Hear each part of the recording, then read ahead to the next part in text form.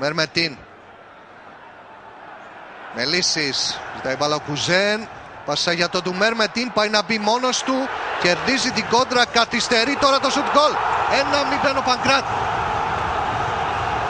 Στο 22 η ΑΕΛ ανοίγει το σκορ. Και βλέπετε τους έξαλλους πανηγυρισμούς των φίλων της με τον Πανκράτ σε αυτή την επιθετική προσπάθεια που στην ουσία ήταν η δεύτερη για τους γηπεδούχους από το ξεκίνημα του παιχνιδιού. Ωστόσο πετυχαίνουν να είναι απολύτως ουσιαστικοί και να παίρνουν προβάδισμα με τον Πανκράτ. Δείτε ξανά πως κερδίζει την κόντρα ο του Μερμετίν. Η μπάλα στρώνεται στον Πανκράτ έτσι όπως θα την ήθελε και σουτάρει στη γωνία του Τζόρβα, ο οποίος ναι μεν πέφτει αλλά δεν καταφέρνει να σταματήσει την πορεία της μπάλας προς τα δίκτυα. 1-0 η ΑΕΛ με τον γκολ του Πανκράτ στο 21.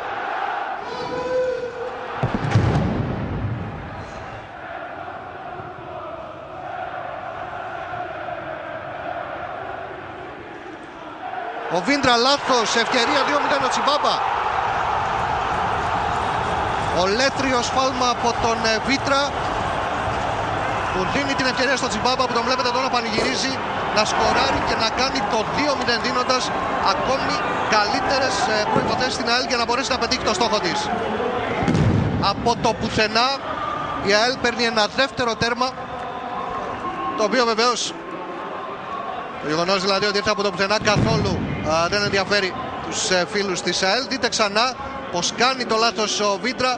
Ο Τσιμπάμπα ο οποίος ακολουθεί, δεν το αφήνει να περάσει ανεκμετάλλευτο, πλασάρει και κάνει το 2-0 για την ΑΕΛ. Ξανά το ολέθριο λάθος από τον Βίντρα και το γκολ του Τσιμπάμπα.